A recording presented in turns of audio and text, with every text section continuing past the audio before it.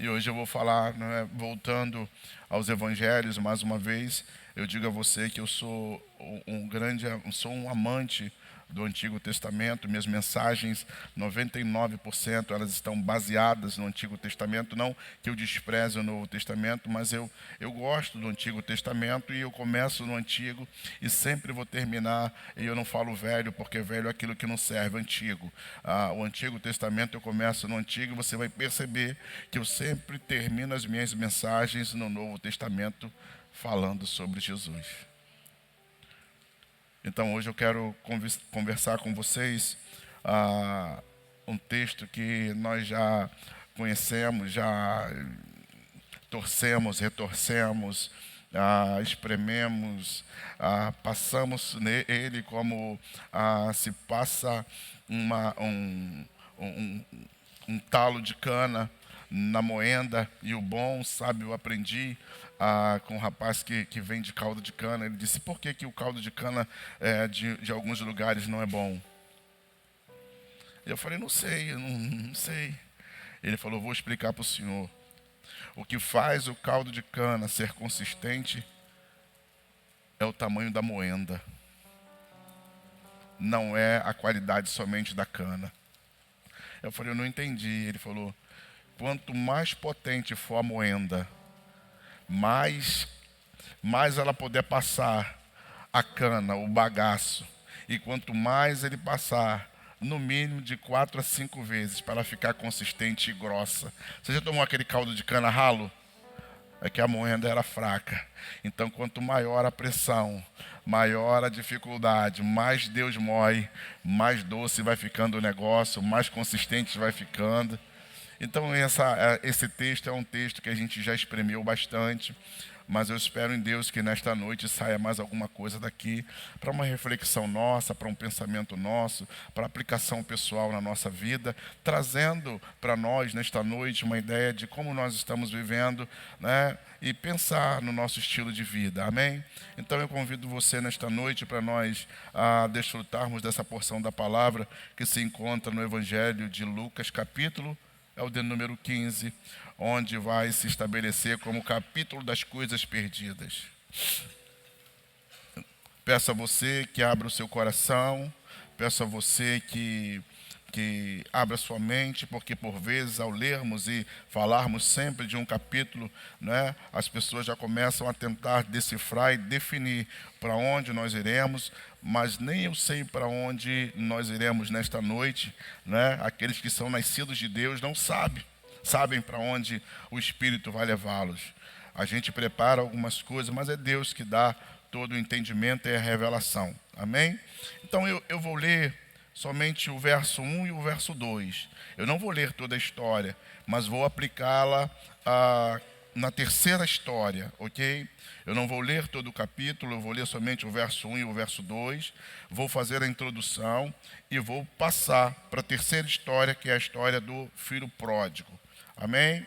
Então o texto diz assim: e aproximando-se Jesus, todos os publicanos e pecadores para ouvir. E aproximavam-se de Jesus todos os publicanos e pecadores para ouvir. E murmuravam os fariseus, os escribas, dizendo: este recebe pecadores e come com eles. Então, esse contexto a gente precisa primeiro entender o motivo pelo qual os fariseus e os escribas, doutores da lei, estavam fazendo críticas a Jesus. Jesus vivia um estilo de vida diferente. Jesus veio e vem para quebrar um sistema e quebrar um pensamento religioso. Então, quando os escribas e fariseus estão falando que Jesus está sentando com os pecadores, de fato assim ele fazia. Ele vai na casa de Simão, ele vai em lugares onde os escribas e fariseus não iam. E dentro desse capítulo, dentro dessa história, Jesus está sentado não somente com pecadores, mas ali também estão os cobradores de impostos. E você vai perceber que dentro dessa história, os cobradores de impostos, para os fariseus e os escribas e todo o povo judeu, eles eram repulsivos, eles eram pessoas nas quais eles não queriam contato, visto que os cobradores de impostos, eles eram judeus de natureza, de certidão, de nascimento, porém eles trabalhavam para o sistema romano. É muito engraçado, né? Quando um crente se diz crente, mas é esquerdista, mas tudo bem. Vamos voltar aqui para a mensagem. Volta aqui, que não tem desculpa, escapuliu. E aí, não me sinto... né? Se você levantar, você já está se denunciando. Então, essa turma dos cobradores de impostos, eles usurpavam o dinheiro do povo judeu. O que eles faziam? Ele olhava assim, olhava para o Anderson e falava: Anderson, eu não gostei de você não, cara. O teu imposto é 1, mas tu vai pagar 5 dracmas. E se você não pagasse, então eles tiravam tudo que você tinha. Na verdade, eles pegavam o valor que era devido, passavam para Roma, e o restante eles embolsavam. Haja vista que Zaqueu vai dizer: se eu roubei alguma coisa, se eu defraudei alguém, eu vou restituir 4 vezes mais, ok? Então você percebe que a ideia do cobrador de impostos, que eles estão falando aí no texto, dos pecadores, é justamente os cobradores de impostos que estão reunidos com Jesus à mesa, e Jesus então está comendo, conversando com eles, e esses cobradores de impostos, nós precisamos entender que eles não tinham amigos. Por quê? Porque a sociedade os odiava, visto pela a força e pela maneira a qual eles conduziam os negócios, usurpando e tirando do mais pobre para poder se enriquecerem. E aí Jesus está nesta mesa conversando, e os fariseus estão irados, e os escribas estão irados, e aí Jesus abre uma conversa trazendo uma parábola. Jesus abre a conversa trazendo uma ideia. E aí ele faz nessa parábola uma ideia que é uma ideia progressiva, que é quando eu falo não de um pensamento progressivo, não de um pensamento, mas é uma ideia de matemática. Então Jesus começa nesse capítulo mostrando a esses fariseus e escribas a realidade do texto, a realidade da situação deles. Então Jesus vai dizer: eu quero contar uma parábola para vocês. E Jesus então começa dizendo: olha, tinha um pastor, e esse pastor tinha 100 ovelhas. E eu já lembrei, né, do Vitorino Silva, eram 100 ovelhas, juntas no aprisco. Lembrei, hein? Eram... Oh, glória! Ih, gente... Já ficamos uma noite, uma tarde, ao contá-las todas, lhes faltava uma, e triste choro. Então Jesus está dizendo que um criador de ovelhas, ele tinha 100 ovelhas, e de repente ele perde uma ovelha. Então o texto bíblico vai dizer que esse pastor vai colocar em segurança as 99 e vai partir atrás de uma que se perdeu. E quando ele encontra, ele volta. E quando ele volta, ele faz uma festa e ele diz: haverá alegria no céu por um pecador que se arrepende. Parece que essa história não comove os fariseus e os escribas. Parece que essa simples história de contar a perda de alguém, ou a perda de algo, não comove o coração dos escribas e fariseus. Então Jesus faz uma outra história e progride mais um pouco. E aí você vai estabelecer um parâmetro. E ele vai dizer: havia uma mulher, e essa mulher tinha 10 dracmas, e ela perde uma dracma, e ela vai ao encontro e vai à casa, e vira a casa de cabeça para baixo. E quando ela encontra a dracma, ela convida as amigas e ela faz uma festa. E mais uma vez Jesus diz: há festa no céu quando um pecador se arrepende. Parece que essa segunda história também não mexe com os convidados que ali estão. Então Jesus progride e diz: um pai tinha 2 filhos. E um filho chega ao pai e diz: pai, eu quero a parte da minha herança. E o pai vai estabelecer e vai dizer, sim, eu vou te dar. E a Bíblia diz que o pai divide a herança e entrega uma parte para um filho, ou 1/3 para um filho e 2/3 para o outro. Porque essa era a lei da primogenitura. O filho mais velho recebia 2 porções e o filho mais novo 1 porção. Na verdade, o texto, e a gente vai entrar nele, mas você vai ver que Jesus está progredindo no pensamento. E qual é a progressão que nós observamos para tocar a vida de alguém ou para tentar trazer uma ideia para aquelas pessoas que ali estavam? Então você vai perceber que ele diz, um criador tinha 100, perdeu 1, isso equivale a quanto? Depois, uma mulher tinha 10, perdeu 1, isso equivale 10%. Então ele está progredindo no pensamento. Depois ele diz, um pai tinha 2, perdeu 1, ele perdeu 50%. Então Jesus progride no pensamento, mostrando a eles uma realidade para que eles fossem tocados.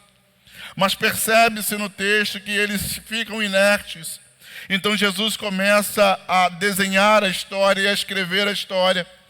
E o que me frustra nessa história eu vou te falar no final. Eu não vou te dar o spoiler agora, mas você vai perceber. Eu vou te dar o spoiler, não tem jeito. Você vai perceber que Jesus fecha a história da ovelha perdida. Que Jesus fecha a história da dracma perdida. E pode ler o texto, mas Jesus não fecha a história dos 2 filhos.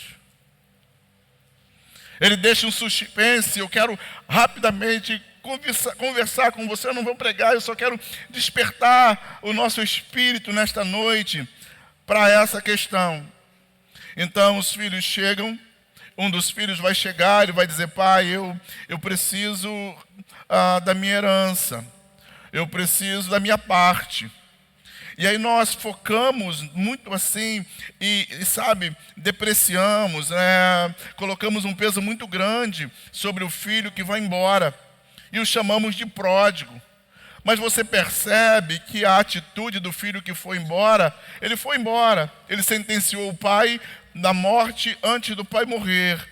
E entendendo isso, dentro da lei judaica, você vai entender que se um filho pedisse a herança antes do tempo, antes da morte do pai, ou próximo à morte do pai, ele poderia ser expulso dentro de casa. Mas esse pai é um pai amoroso, ele não vai confrontar o filho, ele vai abençoar o filho, e você vai perceber que nós olhamos para o filho que saiu, mas esquecemos do filho que ficou. A minha pergunta nessa noite, só para a gente começar a pensar no texto, é: quem foi mais beneficiado? O que foi embora ou o que ficou? O que ficou. Porque o que ficou recebeu 2 tantos. O que foi embora recebeu 1 tanto só. Mas nós focamos porque o texto vai dizer que ele foi embora. E aí a Bíblia vai falar, a Bíblia vai descrever, a Bíblia vai nos mostrar, não de uma forma explícita, mas ela vai nos mostrar que esse filho, ele vai desonrar o pai. Assim como o filho que foi embora desonrou o pai, o filho que ficou também desonrou. Porque você não vai ver no texto o filho mais velho dizendo, não pai, eu não quero absolutamente nada, esse meu irmão é maluco, não, eu quero ficar, eu sei, não. Ele vai receber também e vai ficar quieto. Ele vai receber também e vai desfrutar. Ele vai receber também e vai gastar. Ele vai receber também e vai, desfrutar daquilo que o pai havia dado a ele. Então, tanto o filho que vai desonra, quanto o filho que fica também desonra. Fale para alguém que está ao seu lado, Deus é Pai.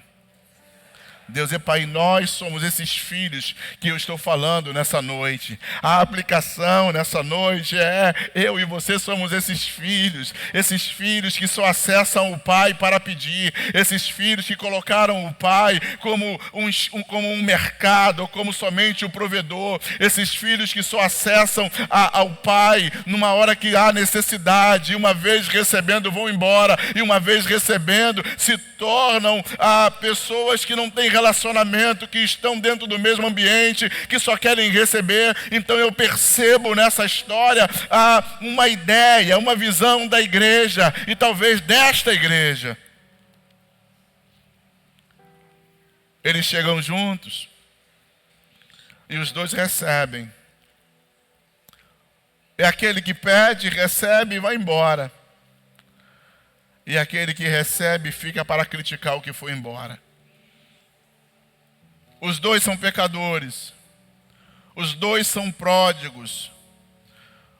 Se não me falha a memória, há uma definição para pródigo: aquele que gasta demasiadamente, aquele que é esbanjador, aquele que é generoso ao extremo. Em algumas traduções, vê aí para mim se eu estou falando a palavra certa, se eu não estou falando palavrão. Perdulário, gastão. Então esse filho que vai embora, a Bíblia diz que ele pega a sua herança e ele vai embora para um lugar distante. O que me mostra nesse texto é a falta de maturidade. O que me mostra nesse texto é que esse filho que vai embora e esse filho que ficou, independente da idade, eles estão... é isso mesmo? É isso? Então estou certo. Obrigado. Esses filhos que ficaram, eles são imaturos. Esses filhos que ficaram, eles não são generosos. Esses filhos que ficaram, Rômulo, eles querem o benefício do pai, mas eles não querem o relacionamento com o pai. Será que nós estamos arrolados nesta história? Nós queremos os benefícios que o céu tem, mas nós passamos uma semana inteira sem relacionamento com aquele que nos dá a provisão. Nós entramos na casa e saímos da casa e passamos uma semana inteira isolados. E aí quando há uma demanda, uma necessidade, uma questão, nós acessamos o Pai e falamos: Pai, nós queremos a Tua bênção. Pai, nós queremos aquilo que o Senhor tem. E quando uma vez recebendo aquilo que o Pai tem, viramos as costas e voltamos para uma cidade, para um país distante. O Pai foi desonrado, mas o Pai ama. Fala para quem está ao seu lado: o Pai ama. O Pai é amor, o Pai é amor. E aí eu percebo a falta de maturidade. Por quê? Porque ele não tem nenhum elogio com esse pai, ele não tem relacionamento com esse pai. E você vai perceber que são ambos, tanto o que ficou quanto o que saiu. O que é imaturidade? Se nós temos uma certa idade, exemplo, o Micael, a Valentina, a Mel, o Theo, meus netos, eles estão aprendendo. Fala para quem está ao seu lado: se é alimentado, precisa ser treinado. Em determinados momentos, eles vão apresentar inconsistências, imaturidade, porque isso é resultado da idade. Você não vai ver um bebê que nasce e na hora do parto ele sai e diz: papai e mamãe, obrigado por ter me trazido a este mundo. Não, mas é estranho quando esse bebê passa pelas fases que eles precisam passar, de maturação, de crescimento, e ele chega em determinada idade, ele chega em determinado momento, que ele vai se comportar como uma criança ou ele não vai elogiar esse pai. E se ele não tem relacionamento com esse pai, e se ele se comporta como criança, isso nos mostra que há uma imaturidade. Então, imaturidade por vezes é a falta de elogio e a falta de relacionamento. Então, esses dois filhos estão mostrando que apesar da idade, um ser mais velho, a Bíblia não descreve qual é a idade deles, se eles têm 18, 30, não sei. Mas bebê de colo eles não são. Então, eles vão entrar dentro desse momento, mostrando a imaturidade deles. Um vai ficar dentro da casa imaturo, porque você pode ser velho na igreja, mas não ter maturidade. E você pode estar dentro da igreja, né? E de repente receber algo embora também por causa de imaturidade. Então, tanto a idade quanto a não idade nos mostra que há um problema dentro dessa casa. E este problema não é um problema estabelecido pelo pai, e você vai perceber isso. Não é o pai o gerador do problema. Não é o pai o gerador dessa imaturidade. Haja vista que o pródigo que foi, diferente do pródigo que ficou, ele vai falar, o pai ama a todos, porque os trabalhadores na casa do pai, eles têm pão, eles têm relacionamento, eles têm tudo. Então o pai, fala para quem está ao seu lado, o pai ama a todos de igual modo. O nosso problema é a nossa imaturidade. O nosso problema é nós começarmos a pesar um e o outro. O nosso problema é a gente começar a fazer comparações. Será que não há um pródigo ao seu lado? Será que não há um pródigo que está aí ao seu lado? E por vezes nós não achamos que não é. Mas na verdade, o que está dentro de casa não faz nenhum esforço de mudança. O que está dentro de casa não faz nenhum esforço. O que está dentro de casa está dizendo, eu sou melhor do que ele, porque ele saiu, eu fiquei. Mas eu vim te dizer nessa noite que somos iguais diante do Pai. A questão não é quem saiu e quem ficou. A questão é o estilo de vida a qual levamos. Porque você pode ser o pródigo que desperdiçou tudo, mas você também pode ser o pródigo fariseu dentro de casa, fingindo que é quando não é. Está apertando. Vive de máscara. Vive, de aparência. Vive fingindo, e todo mundo está achando, esse ficou, esse é bom, esse honra. Mas na verdade o problema quem está dentro de casa não é o relacionamento com o pai. Ele não está preocupado com isso, ele está preocupado com outra coisa. E você vai perceber no texto. Então o outro vai. E a Bíblia diz que ele vai para um lugar distante. Verso 13 vai dizer que ele foi para um país distante. Acho que é isso, o verso 13. E desperdiçou tudo. Então ele vive uma vida pródiga. Uma vida pródiga é mais ou menos o seguinte: a soberba e o orgulho é a raiz do pecado, de todos os problemas. Então o que esse cara está fazendo é vivendo uma vida baseada no orgulho, estabelecida no orgulho. Ele tem dinheiro.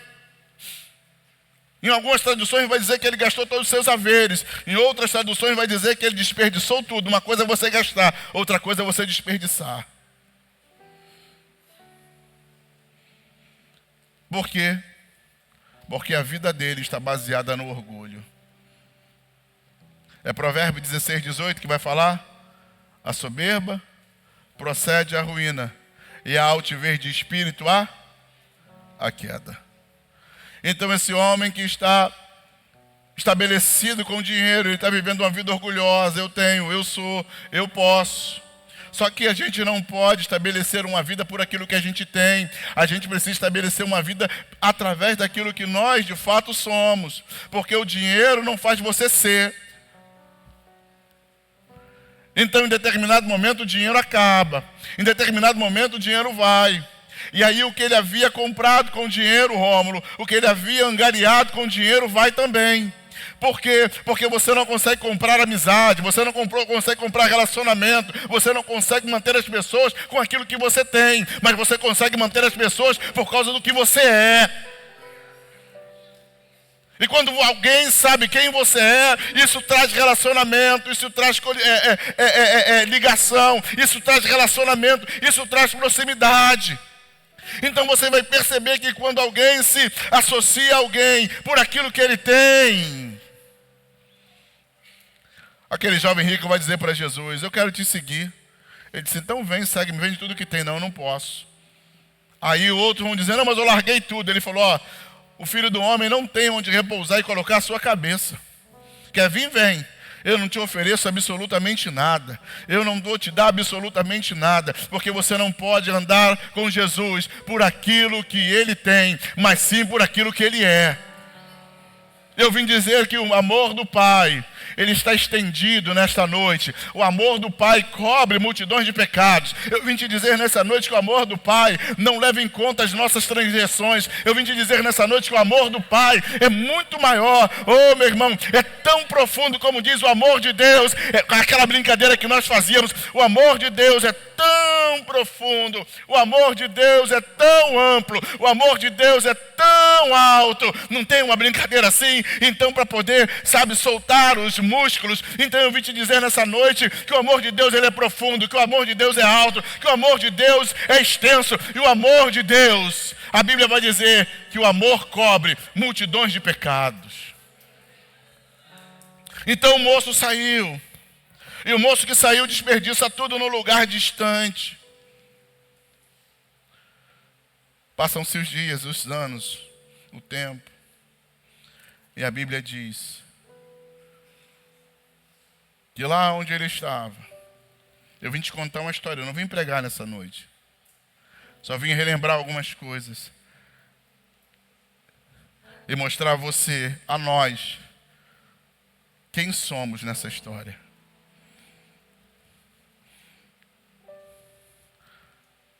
Eu já pastorei há algum tempo. Alguns anos. Ano que vem eu faço 20 anos no pastoreio. 20 anos pastoreando essa igreja. 19. Não, 18. 18. Esses 20 anos, 18 anos eu estou aqui. Eu já vi muito filho pródigo entrar e sair dessa casa. Mas eu também vi muito filho pródigo que ficou acusando o filho pródigo que saiu. Eu estava lendo a conversão de Paulo.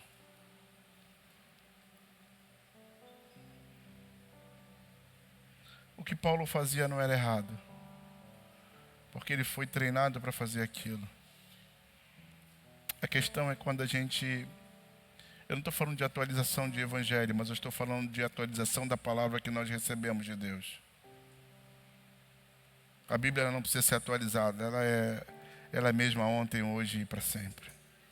Mas algumas palavras que Deus nos deu, elas serviram lá atrás, mas não servem hoje. E aí Paulo trabalhava matando, ou eu não posso falar isso não, Jesus, que é uma mensagem. Mas há irmãos que têm o espírito de Saulo, que querem trabalhar dentro da igreja, que querem estar na igreja, que querem comunicar na igreja, mas eles querem de acordo com aquilo que eles foram instruídos, na santidade que eles foram instruídos, na ideia que eles foram instruídos, na orientação, na religiosidade que eles foram instruídos, e se não estiver errado, se não estiver alinhado com aquilo que ele pensa, eles matam as pessoas. Era isso que Paulo fazia. Quando não estava alinhado com aquilo que Gamaliel e os religiosos estabeleceram, ele ia e matava. Você conhece alguém assim dentro da igreja? Alguém? Sabe dizer amém? Então isso acontece no nosso meio. Isso acontece no seio da igreja. São os mais velhos que ficam para poder julgar que são bons demais, para poder julgar que são poderosos demais, para poder julgar que são santos demais. Mas eu vim relembrar você e dizer a você nessa noite, nós somos todos iguais diante do Pai. A minha mensagem nesta noite ela é simples. É só trazer a menção e a memória do que nós somos feitos. Eu não sou melhor do que você e eu percebo aqui nessa igreja, pastoreando já há algum tempo, que há pessoas que acham que são melhores do que todo mundo. A saída do pródigo nos mostra que parece que para ele o que o pai tinha, para ele não servia. Havia uma exceção. Serve para todo mundo, mas não serve para mim. Eu vou aproveitar essa conversa nesta noite.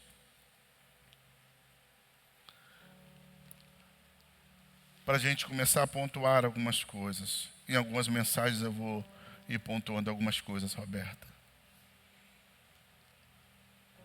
Esse pastor que vos fala já errou com muita gente.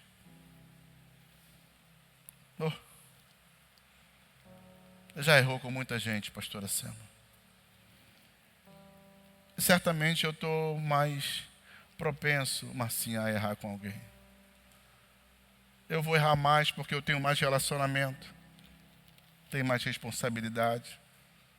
Esses dias mesmo, Marcinha ficou doente, eu não fui lá. Errei com ela. Peço perdão. Os pastores não foram. Pedimos perdão. Porque a gente erra. A gente erra. Mas a gente também acerta. E eu não tenho problema de pedir perdão A, B, C, D ou H. Porque quem fica livre sou eu.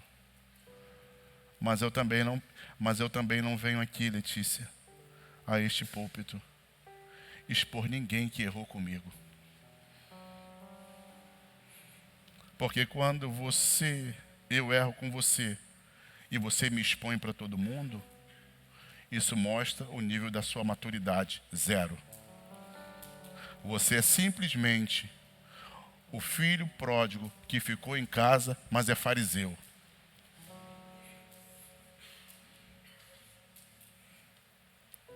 Duro esse discurso? Está duro esse discurso? Está pesado esse discurso? Então eu vim dizer a você nessa noite, dentro dessa mensagem que cabe.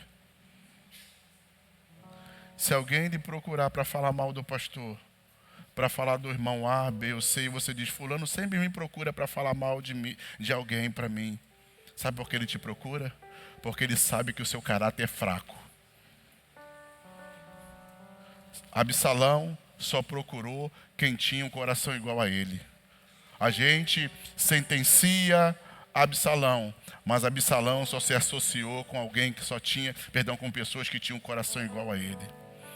Então toda pessoa que vai procurar o outro para fazer fofoca, para falar mal do irmão que saiu, para falar mal do irmão que está na igreja, é porque ele sabe que o caráter da pessoa a qual ele está falando aquela situação é um caráter fraco. Pastor, é curso de doutrina? Não, é a mensagem. Então nós erramos. Vou continuar errando e vou continuar pedindo perdão.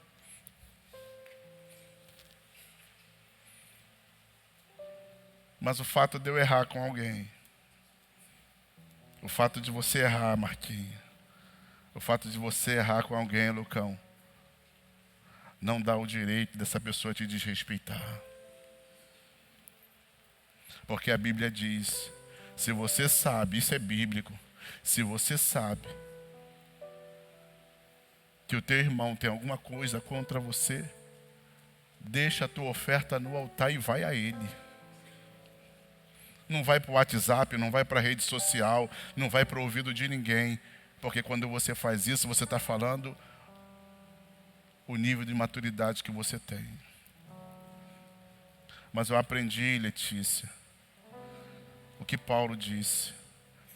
Escrevendo aos Coríntios, ele disse, já é uma vergonha vocês irem aos tribunais e colocar irmão contra irmão. Por que não sofreis o dano? Por que não sofreis a injustiça? Então o que Paulo está falando, 2 Coríntios 6, diz que 17, se não me falha a memória. Acho que é isso, 7, 6, 7. O que ele está falando? Entra nessa situação para perder 1 Coríntios? Obrigado. Eu sempre boto alguma coisa a mais. Fala para quem está ao seu lado, a partir de hoje, se for você entrar numa discussão, entra para perder. Porque sem lenha o fogo se apaga. Só que a Bíblia vai dizer que o irmão, a pessoa que foi defenestada, ou a pessoa que foi defenestada, pastor, o senhor fala difícil os negócios, né? Tem que ler, né? A pessoa que foi defenestada, a pessoa que foi, confrontada, caluniada, se torna uma fortaleza. Então esse irmão pródigo, ele não é diferente do que saiu. Estou terminando a minha mensagem. Ele não é diferente do que saiu. O que eu quero trazer nessa noite? Eu não sou melhor do que você, você não é melhor do que eu, a gente erra. Se eu errar com você, eu vou lhe pedir perdão. Perdoar ou não é decisão sua, mas eu me sinto perdoado. A gente não é melhor em nada. A gente é igual. A gente é tão pródigo. Pode ser o pródigo que foi ou o pródigo que ficou. Mas em suma, verso 17, ele vai chegar ao estado e vai revelar qual era o estado do que saiu. O que está dentro de casa está comendo, bebendo, está limpo. O que saiu agora se encontra no estado de decadência. O que saiu, ele se encontra decadente. A Bíblia vai dizer que ele se encontra no último estágio. Ele está no pior lugar para um judeu. Ele está junto com os porcos, pensando em comer aquilo que os porcos comiam. Ou seja, ele está aquém dos porcos. Ele está numa decadência muito grande. Então ele pensa, e a Bíblia diz no verso 17, caindo em si.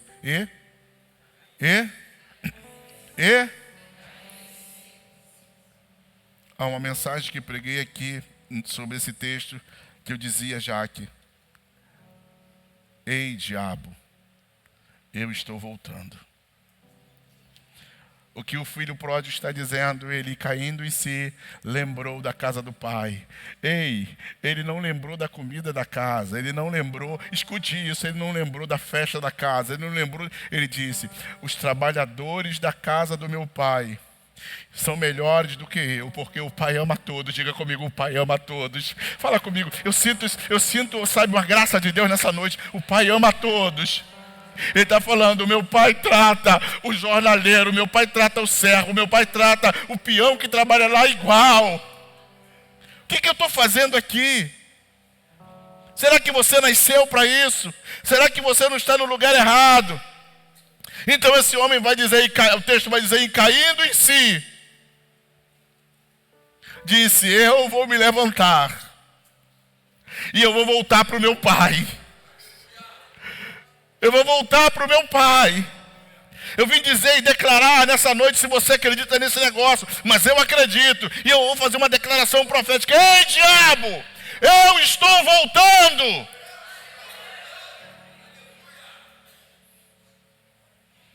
Você me colocou embaixo. Você me colocou no lugar aquém, o qual o Pai me estabeleceu, e eu fui. E eu caí, e eu estou no chão. Mas eu estou dizendo nessa noite, porque o texto diz: e caindo em si se levantou. Essa noite, meu irmão, é noite do pródigo se levantar. Essa noite é uma noite de nós cairmos em si e falar para Deus: ei, Pai, eu estou voltando. E quando eu falo voltar, não é o voltar de receber a Jesus, mas é o voltar para o relacionamento, porque antes esse filho queria o que o pai tinha. Agora, depois que ele está embaixo, depois que ele conhece uma nova fase, uma outra característica ou fase da vida, ele diz: ei, eu não quero o que o pai tem, eu quero relacionamento com ele. Porque ele diz: todo mundo que tem relacionamento com ele é saciado. Todo mundo que tem relacionamento com ele não tem falta de absolutamente nada. Todo mundo que tem relacionamento com ele, todos que estão na casa do pai, não tem necessidade de absolutamente nada, porque o pai trata todos iguais. O pai supre. Uma característica dos homens é que os homens são supridores. Você vai perguntar a um homem: qual é o seu nome? Ele vai falar: meu nome é fulano de tal, eu sou advogado. Ele sempre vai falar a profissão. Por quê? Porque isso está atrelado como um homem provedor. O pai é provedor. O pai supre. O pai cuida. Então ele diz: eu vou me levantar. Fala para quem está ao seu lado: essa noite é a noite de você se levantar.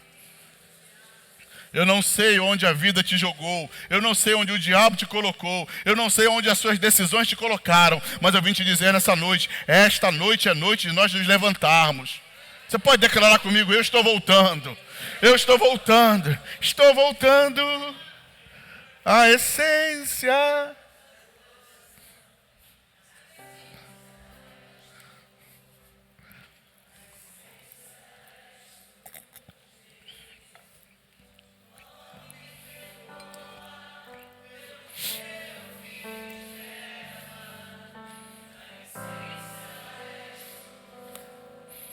A essência és tu.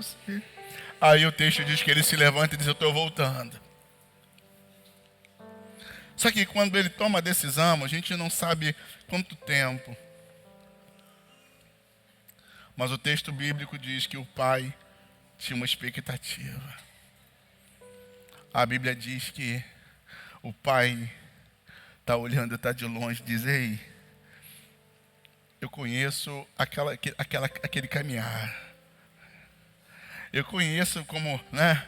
Hoje Micael estava aqui assim, igual o avô dele.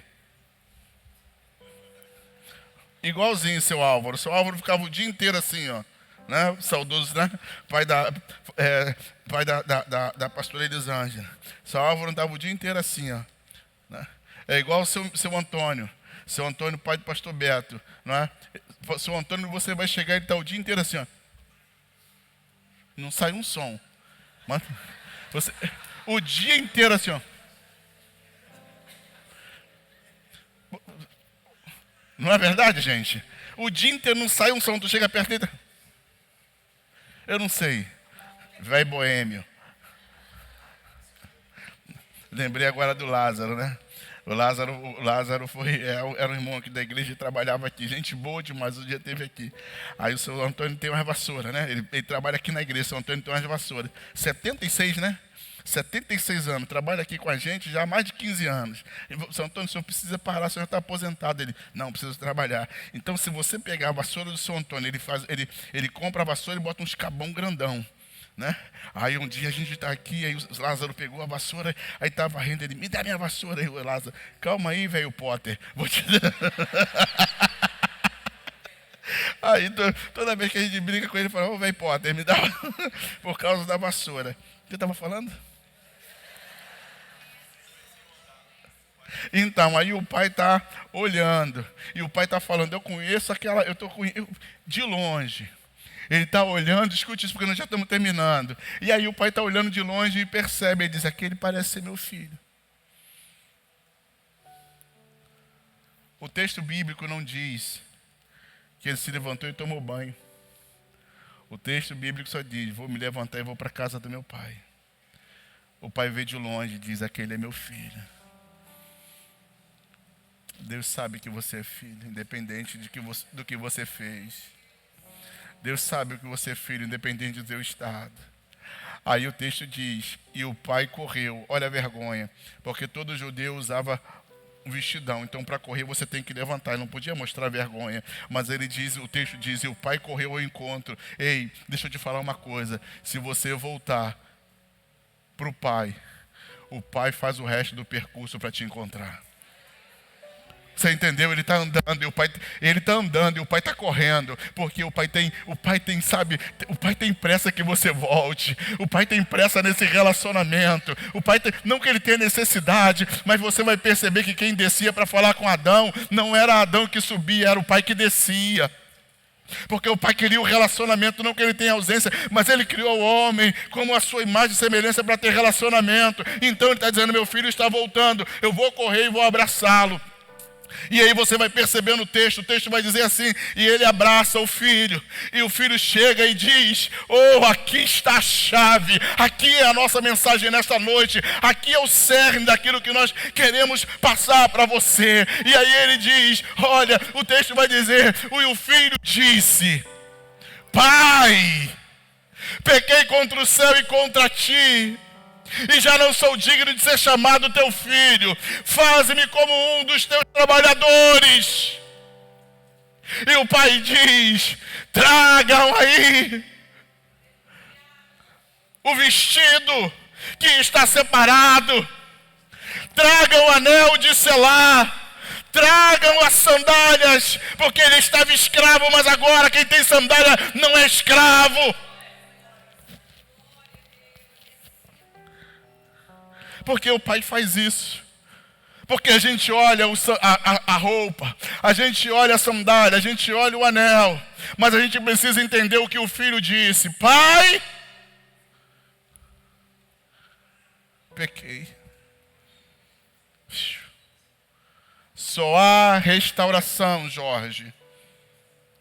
Só há restauração quando há confissão de pecado.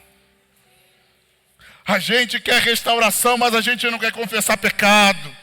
A gente não quer expor o pecado diante do Pai. A gente maqueia e diz, não, é culpa do meu irmão mais velho. Não, a culpa é nossa. E nós precisamos assumir a responsabilidade de pecados que cometemos.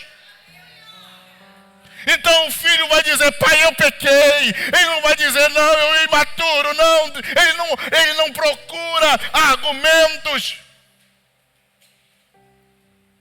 Mas ele é direto. Ele é objetivo. Ele vai dizer, pai, eu pequei. Eu não sou digno. E o pai, diante da declaração do filho, ele vai dizer, já tem um vestido, já tem uma túnica pronta para você. Por isso, Romanos 11, 29 vai dizer, os dons e as chamadas de Deus, elas são irrevogáveis. O dom e a chamada de Deus são irrevogáveis, porque os dons e a vocação de Deus são irrevogáveis. Você se afasta, você vai para um país distante, mas quando você volta, aquilo que é teu, ninguém, não vai ser passado para outro, está lá te esperando. E o pai está dizendo, ei, o pai disse, não me dá qualquer vestido, me dá o vestido de festa. Ele não manda buscar uma roupa velha do filho, ele manda buscar uma roupa nova. Ele não manda buscar qualquer sandália, ele manda buscar a sandália. E você precisa entender que agora ele vai dar o anel de selar, porque o anel de selar representa relacionamento.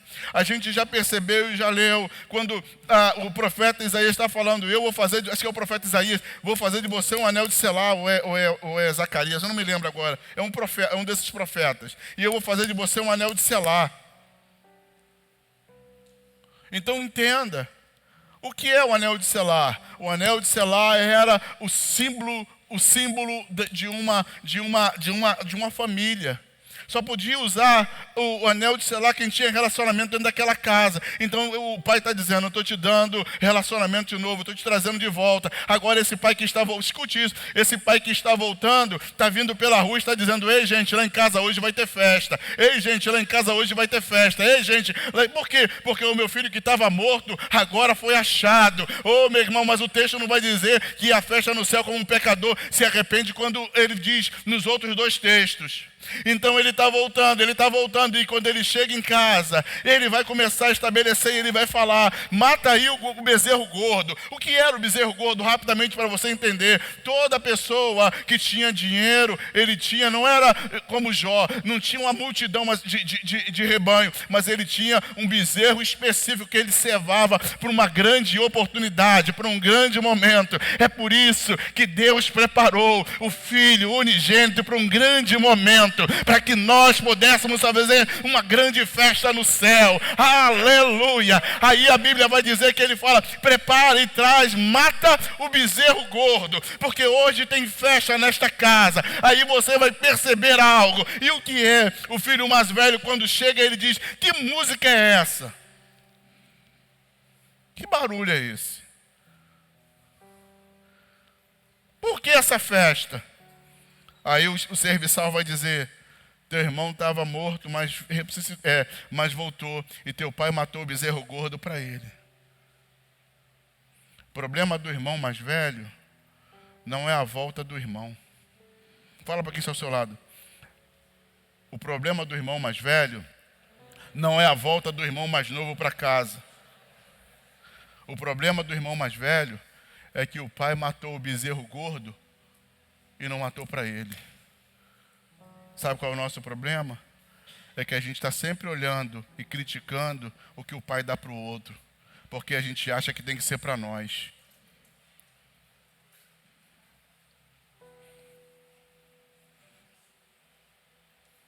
Ele vai falar: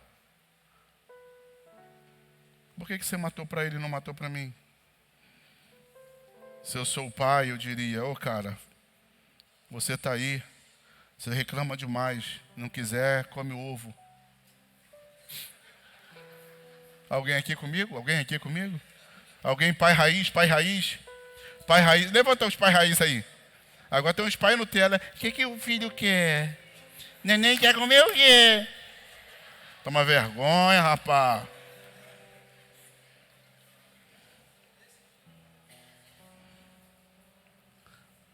Aí ele diz: você matou o bezerro para ele. E o pai disse: filho, olha o amor do pai. O pai não repreende, o pai orienta: filho, tudo que eu tenho aqui é teu. Se você quiser, você pode desfrutar.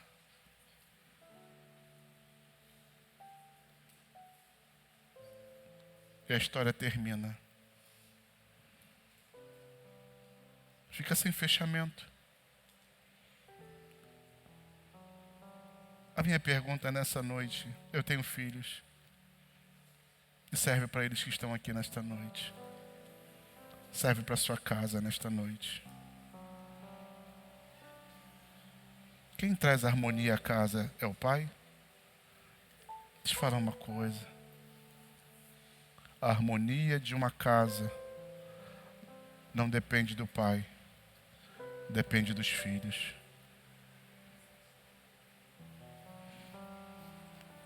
Porque o pai é amoroso. Mas os filhos se degladeiam, né? Então o equilíbrio daquela casa não era a ausência do pai, era a falta de equilíbrio dos filhos. E por vezes nesta igreja, essas oscilações que temos, alguém vai dizer: é por causa do pastor. Não, é por causa dos filhos, que ficam lutando para saber quem é o melhor, para saber quem é o menos pecador, para saber quem é o mais talentoso. A harmonia desta igreja não depende de mim, depende de vocês. A gente precisa parar de brigar, de competir, de disputar. Eu sou tão pródigo como você. Você é tão pródigo como o que não está aqui nesta noite. Mas a verdade é uma: a restauração vem quando há confissão. A restauração vem quando nós nos expomos diante do Pai de verdade, sem máscara, reconhecendo quem nós somos e o que fizemos. Então, nós somos recebidos e temos cobertura. Só que eu preciso lhe dizer algo que é profundo no texto. O texto diz que ele se levantou e disse: eu vou ter com meu pai. Não disse que ele tomou banho. Não disse que ele lavou-se. O pai não está preocupado com o teu cheiro e com o teu pecado. O pai se preocupa com a sua confissão. O pai não está dizendo: você é pecador, você está fedorento, você está imundo. Não, o pai não está preocupado com isso. O pai está preocupado com quem cai em si e volta e confessa. Então essa noite é uma noite de nós restaurarmos esse relacionamento. Essa noite não é: vou chamar ninguém aqui, não. Sabe, tem umas coisas que depois eu vou construindo isso. Acho que eu vou ficar mais maduro nesse sentido. Mas não adianta você vir aqui e chorar e no outro dia sair daqui e voltar para a mesma velha vida. Eu creio num evangelho que transforma. Eu creio numa salvação que para alguns é imediata e para outras é processual. Eu lhe digo isso porque a minha conversão ela foi processual. Ela não foi num instante como o apóstolo Paulo, uma conversão imediata. Não. Mas a minha conversão foi processual. Então eu acredito nisso e eu percebo nessa igreja esse desenvolvimento. Mas isso passa por confissão. Porque uma coisa é você ser descoberto, outra coisa é você confessar. São coisas distintas. Então esse moço me mostra que ele está voltando. E o pai não está preocupado com o perfume que ele está usando, com o cheiro que ele tem, com a roupa que ele tem. O pai está dizendo, eu tenho perfume para você, eu tenho roupa nova para você e eu tenho festa para você. Então o equilíbrio desta igreja, desta casa, chamada César, passa pelo nosso nível de maturidade. Passa pelo quanto nós estamos dispostos a parar de sermos competitivos entre nós e entendermos que somos pródigos também. Somos falhos também. Erramos também. Sabe? Eu quero orar com você nesta noite. Hoje nós vamos fazer a oração do pródigo. Qual é a oração do pródigo? Pai, pequei. Não sou digno de ser chamado teu filho. Ele não descreve o que ele fez, é só dizer eu pequei. Sabe por quê? O Pai conhece o cheiro de onde nós estamos vindo. O Pai conhece a roupa do pecado. E imediatamente Ele vai dizer, tira a roupa do pecado. É aquilo que o profeta vai dizer, né? Tu mudaste o meu lamento em baile. Tirou as vestes, né? De choro e cinza e colocou vestes de louvor. O que nós precisamos nesta noite é sermos abraçados pelo Pai. É voltarmos ao relacionamento com o Pai. É termos um relacionamento não de quem só quer o benefício do provedor, mas estabelecer um relacionamento. Para quê? Para que possamos de fato ser filhos e não sermos pródigos. Filho tem relacionamento. Filho tem conversa. Eu, como alguns dos que estão aqui.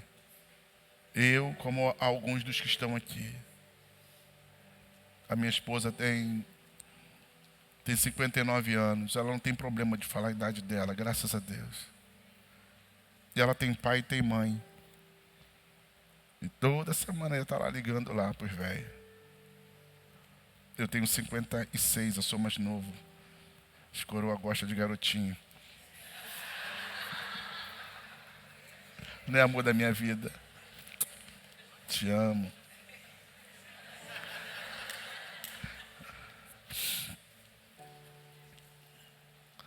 Eu não tenho mais pai nem mãe há muitos anos. Eu só tenho a lembrança. Mas como seria bom ter relacionamento com eles? O que eu estou dizendo com isso? Em suma, valorize enquanto você tem. Porque depois que você perde, só fica a lembrança. Quero orar com você. Vamos ficar de pé.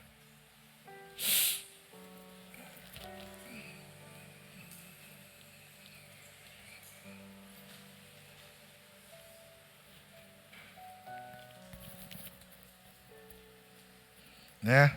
Lembrança.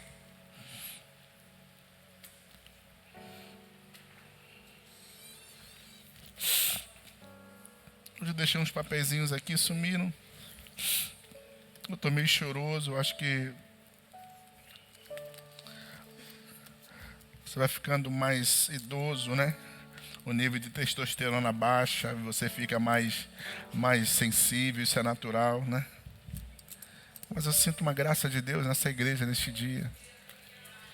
Isso não é para motivar você absolutamente nada, é o que eu sinto nessa noite. Mesma graça que estava hoje de manhã aqui, ela está. O que nós vamos fazer? Então, qual é o processo da restauração e do relacionamento? Eu primeiro reconhecer. Eu estou num lugar e numa condição que o Pai não quer para mim. Se distanciar, todos se distanciam. Mas voltar não é para qualquer um, não. Voltar depois que foi destruído não é para qualquer um, acabado não é para qualquer um. Atitude nobre. E a atitude do pai, Ricardinho, é dizer: eu estou aqui te esperando. Eu estou aqui de braços abertos, já me preparei para isso. Feche seus olhos nessa noite. Vamos fazer uma oração de 1 minuto. Para alguns vai parecer uma eternidade. O pai não incentiva o filho, obrigado, a dizer o que ele fez. É o filho que se sente constrangido por tanto amor dispensado a ele. Eu quero pedir a você nessa noite, fechar seus olhos, curvar sua cabeça, fazer a sua oração. Faça a sua oração nesta noite. Coloque-se diante dele e fala: pai, eu pequei. Eu me distanciei, eu me afastei.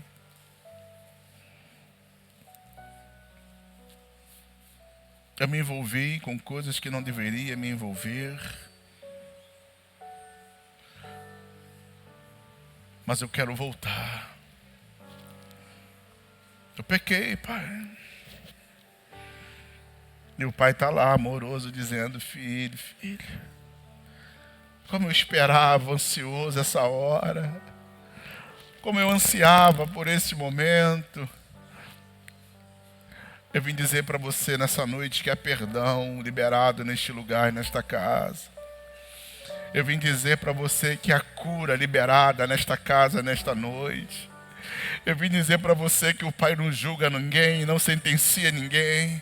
Eu vim dizer a você nessa noite que o Pai está com o braço aberto, dizendo: vem, meu filho, eu quero te receber de volta, eu quero você de novo. E agora não só para um tempo que você vai desfrutar daquilo que eu tenho, mas eu quero que você desfrute do relacionamento comigo. Confessa nessa noite, declara nessa noite, se expõe nesta noite. Essa é a tua noite. Porque já tem, sabe, após a confissão já tem um vestido pronto, uma roupa nova, já tem algo novo para você, já tem sandália preparada, já tem bezerro gordo.